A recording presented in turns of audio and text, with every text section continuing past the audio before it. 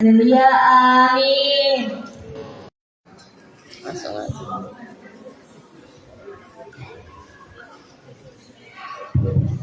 Hello. Hi, my name is Scott. This is the first time I've ever done this before, so I'm going to be quite nervous.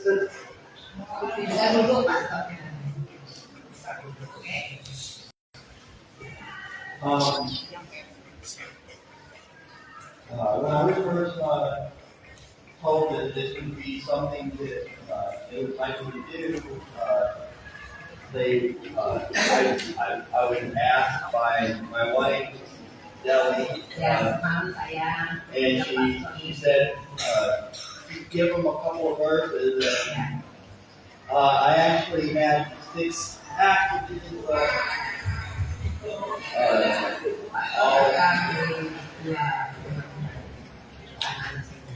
and and we came up with, or I came up with just these two. So, I wanted to put the emphasis of how important it is to understand the difference between God's love and man's concept of love. Because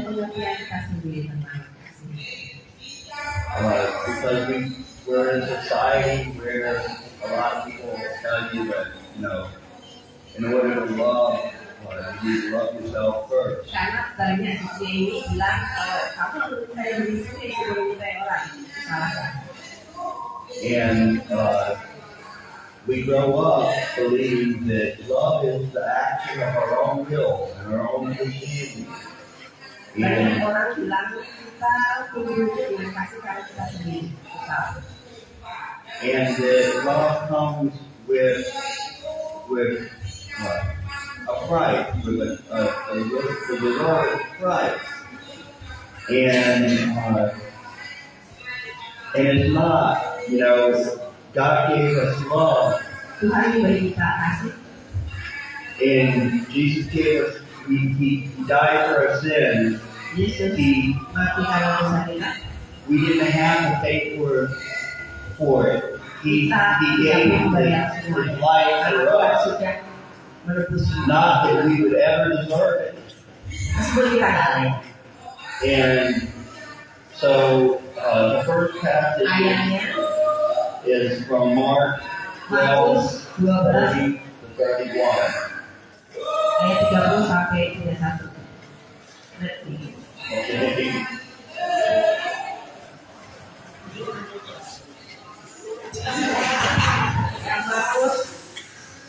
Okay. Okay.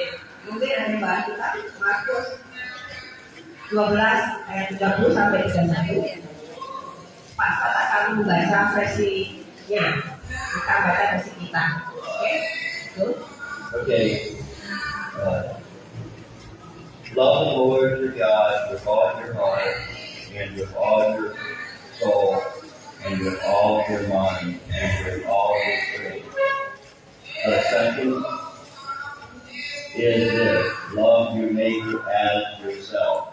Oke, anak-anak yang doa kita sampai semua. Markus 12 30 sampai 31. Ya, udah siap? Ya. Oke, kasihlah Tuhan Allahmu dengan segenap hatimu dan segenap jiwamu dan dengan segenap akal budimu dan dengan segenap kekuatanmu. Dan hukum yang kedua adalah kasihlah sesamamu manusia seperti diri sendiri. Tidak ada hukum lain yang lebih utama daripada kedua hukum ini. Oke, tadi lakukan ya KASI ya. Okay. In 31, where you see where it says, love your neighbor as yourself, I'd like to emphasize that it doesn't say love yourself before you love your neighbor. It doesn't tell you to love your neighbor like yourself. It does, but what I'm getting at is it says that we're supposed to love our neighbors. We put ourselves Kita membawa as kita sendiri ourselves. Okay. mengasihi orang lain seperti kita sendiri. A lot of times we put the position of love in our own concept, in our own, Mengerti itu dengan pikiran kita sendiri ya. Harus kita dengan Okay. So love is an unconditional selfless. cinta kasih itu kan tanpa syarat seperti kasih Tuhan. And we have 1 John 4:7. Ayat satu lagi 1 Yohanes 4:7 sampai 11. Yang berhubungan dengan Dear friends, 1 Yohanes 4:7 sampai to 11. 11. Dear friends, let us love one another, for love comes from God. Everyone who loves has been born of God and knows God. Whoever does not love does not know God, because God is love. Okay? Mari baca. Let's Oke, yang bawa kita, mari kita buka 1 Yohanes 4:7 sampai 11. Sudah siap?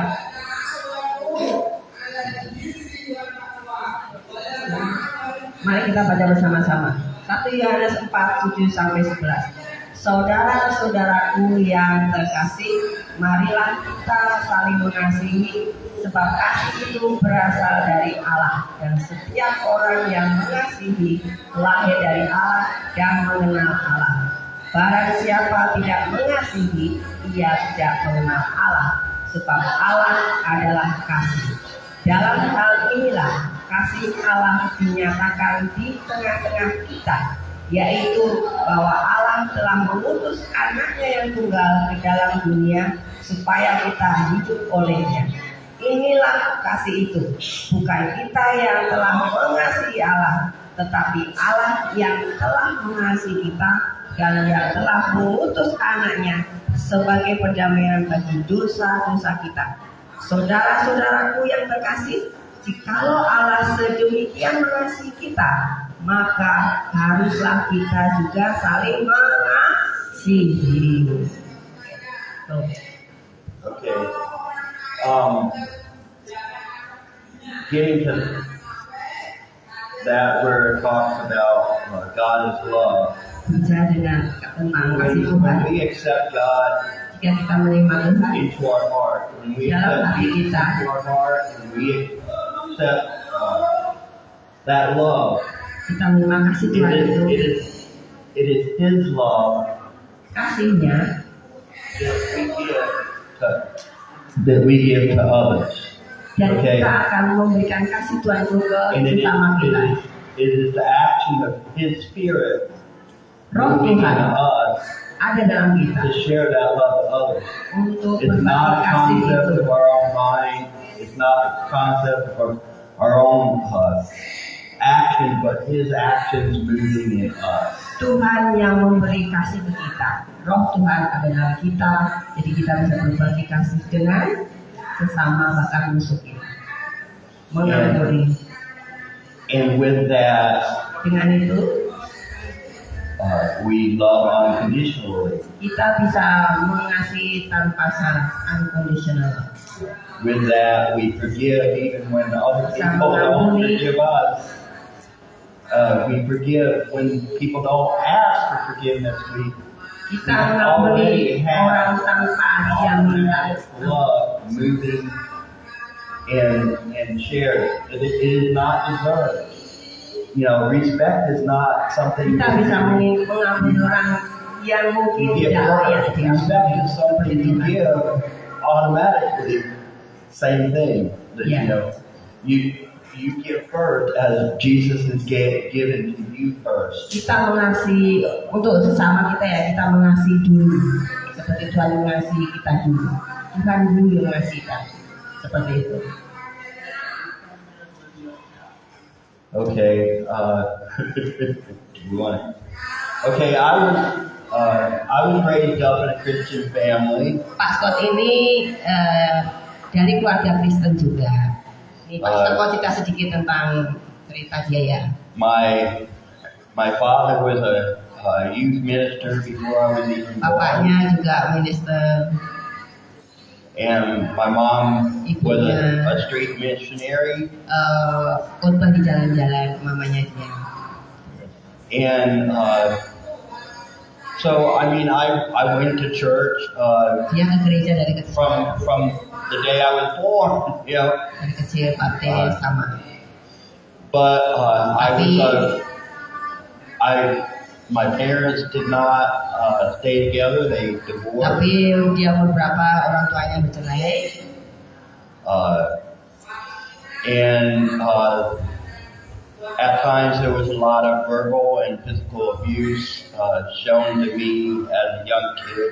Dan dia sering melihat orang tuanya bertengkar itu akhirnya cerai. And I became angry and rebellious. Dan Pak Scott ini jadi anak bandel gitu ya. And- Gitu ceritanya ya. And growing up, I basically said my parents were stupid in my own, and not to them, but Pertama besar tuh Pak Scott I knew dalam hatinya tuh orang tua tuh I knew better than they did. Is what I Dia thought. merasa orang tuanya itu apa gitu karena cerai gitu. Oke. They were taught to be this way, and I needed to learn my own way. Ya dalam dia tumbuh jadi remaja itu Pak Scott ya itu nggak mau dengerin apa-apa mau dia sendiri. Oke. And I really didn't have the concept of what selfless, unconditional love was. Dan dari situ Pak Scott jadi mulai ini memahami kasih Tuhan itu bukan kasih tanpa syarat itu, kasih yang sangat buat aku sendiri gitu loh. Jadi selfish love, ngerti? Egois. Itu dia tumbuh seperti itu Pak Scott itu. Meskipun dia lain, dia juga Kristen ya. Orang lain berselera, tapi dia tumbuh besar seperti itu. Jadi rebel, bangkang, bandel gitu. Terus dia konsep kasih Tuhan itu nggak seperti di Alkitab. Menurut pikiran dia sendiri. Itu Pak Scott tuh, waktu remaja. You grow up believing, you know, you need to do certain things in order to be loved, for love to be accepted, for forgiveness to be accepted. You know, there's a good son and the bad son. Yeah. You know, there's the concept, oh, I love you more. You know. Iya, jadi And seperti so- itu ya. Jadi waktu dia bertumbuh sampai 30-40 itu seperti itu Pak Scott.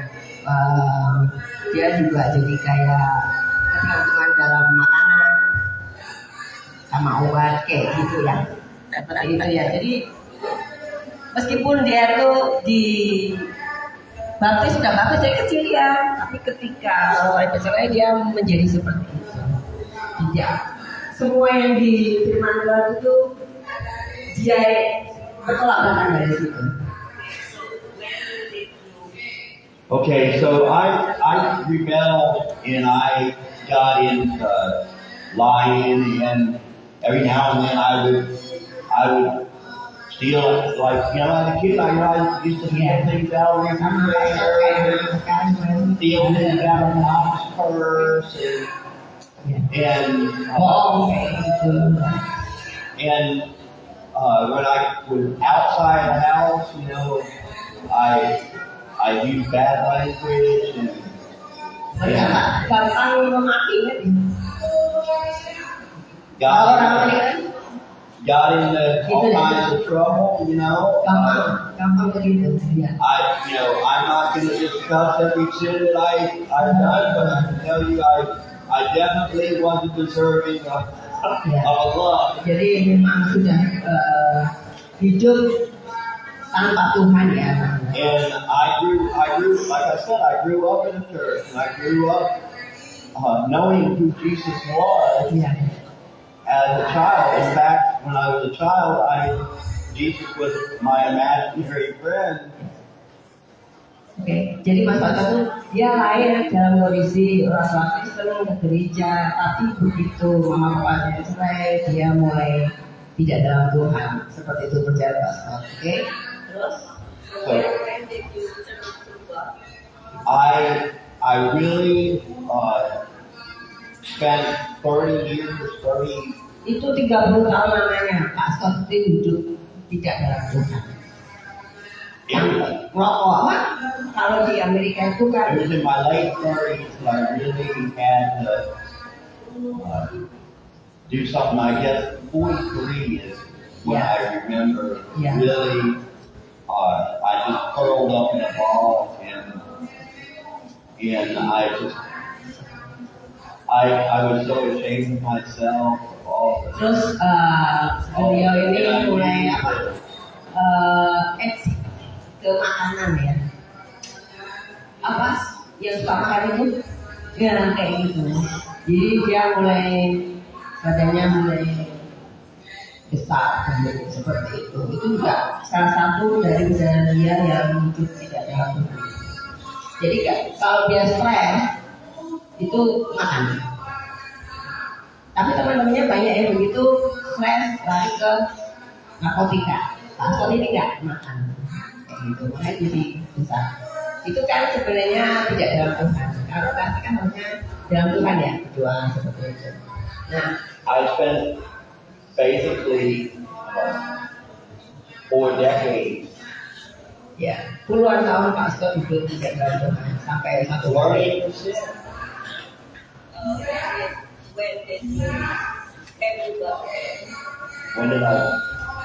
When did I come to God? I came to God. I guess I truly dedicated my life to changing the way I was, letting God work in me, and submitting my own will to God when I was 43. Tapi ketika waktu 3 tahun pastor mulai kembali dalam Tuhan karena selama dia rebel itu 30 tahun itu juga gak enak hidupnya, punya rumahnya jual, jadi nggak punya apa-apa kayak gitu. Kerja tambah membengkak, tumpuk karena apa? Stres itu, seperti itu. Jadi tidak dalam, kalau dia nggak dalam hati emang kita jadi salah ya. Gitu. Pas tapi apa 30 tahun, itu 43 baru dia menyadari dia ternyata kembali lagi ke Tuhan. Well, I really had a lot of changing that Yang pastor needed to be done, and there was a lot of mowing and cutting away, and God really needed to change my concept of what love was. sampai pastor jadi tahu bahwa konsep kasih dari Tuhan itu kembali ke Alkitab tadi, gitu. Itu pastor umur 43 baru kembali lagi ke Tuhan. Growing up, and you know that the Holy Spirit exists, and the Holy Spirit works in your heart. Pastor bilang karena Roh Kudus juga bekerja dalam hidupnya. Itu kenapa? Karena Tuhan mengasihi pastor. Dia merasa nggak layak, tapi Tuhan membawa pastor kembali. Meskipun 30 tahun ya, gitu maksudnya. Oftentimes you think that it's the Holy Spirit, that inner voice, and that inner voice is really in your head. And growing up, I listened to that inner voice thinking it was the Holy Spirit, even when I wasn't really dedicated to serving God at the time. Jadi kata pastor itu semua karena Tuhan Roh Kudus itu menjamah hati pastor, melihat itu sampai dia kembali ke Tuhan. Dan 30 tahun dia hidup yang nggak benar itu seperti itu ya. Dulu juga pastor ganja juga itu, ngerti? Ya, seperti itu. Di sana legal, itu legal. Dan jangan terus. Tapi kita nggak boleh. Oke. Seperti itu banyak yang dilakukan selama dalam hidup berotak gitu. Sampai umur 40 tahun. Jadi anak-anak kok hidup dalam Tuhan selalu. Karena nggak dalam itu nggak enak.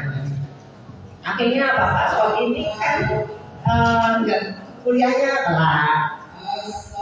Ngerti nggak? Kuliahnya telat. Ya karena itu hidup dalam pemberontakan itu tidak ada waktunya. Itu akan membawa kesalahan sebenarnya. Jadi nggak enak juga. Nah, Askom ini bayarnya 43 tahun, selama dong 20 tahunan. Ya, kamu berharap anak-anak tidak seperti itu. Askom tetap di dalam Tuhan, jadi garam, Jadinya,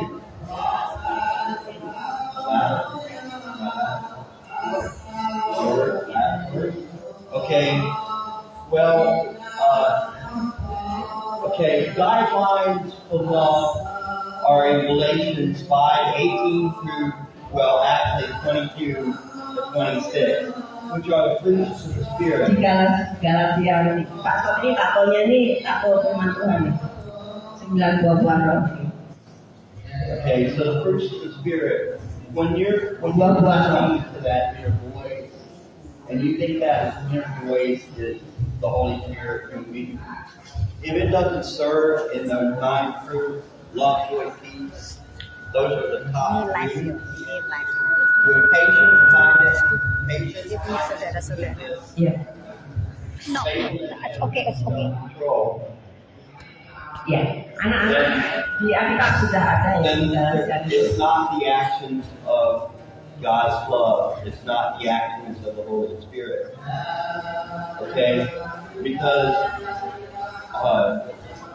oftentimes we are not serving with grace, Ya. which gives us joy, and with the peace, which comes from forgiveness and having forgiveness of others. And if we're not led with the acceptance, the grace, and the forgiveness, which comes from the love, the joy, and the peace, you get that when you have love, joy, peace. You're not leading into that law to serve God's love. And if you don't have the patience, the kindness, and goodness, the patience, the kindness, and goodness, then you don't have your guidance, you don't have your direction, you don't have your counsel. Because with patience you have God's guidance, with kindness you have the direction, with goodness you have His counsel to lead that love. These all 9 fruits work in the position of God's love. Faith is committed. It's wisdom. Jadi anak-anak ini The position of God's love. firman Tuhan ada di dalam tentang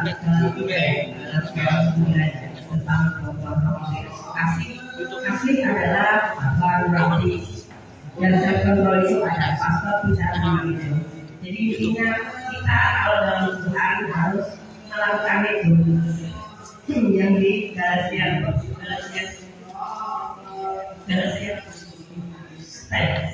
You have gentleness and self-control.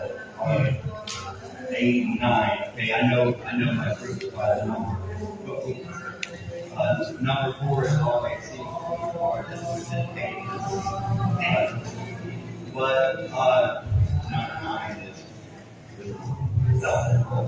Okay, but a lot of times, what you need to do is just let God's love work in you. anak-anak harus menjadikan Tuhan terjadi itu ada.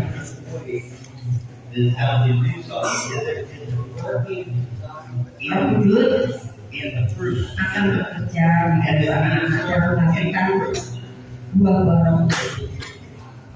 Because if it's not, then it's your own will. It's your own condition. And that really helped me because I really was way turned around just whatever my employees told me, and my employees really like that, not legal. Ada yang mau ditanyain? Gosh. Tanya nggak?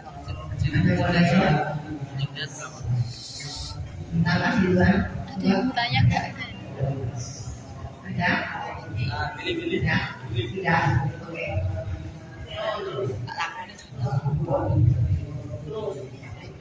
Oh, well, thank you very much. I hope this message is something that can really make with you and help you grow in this relationship with the gospel and serve God with others. Ya, supaya mereka sesuai. Terima kasih teman-teman semua. Tepuk tangan, kasih tepuk tangan.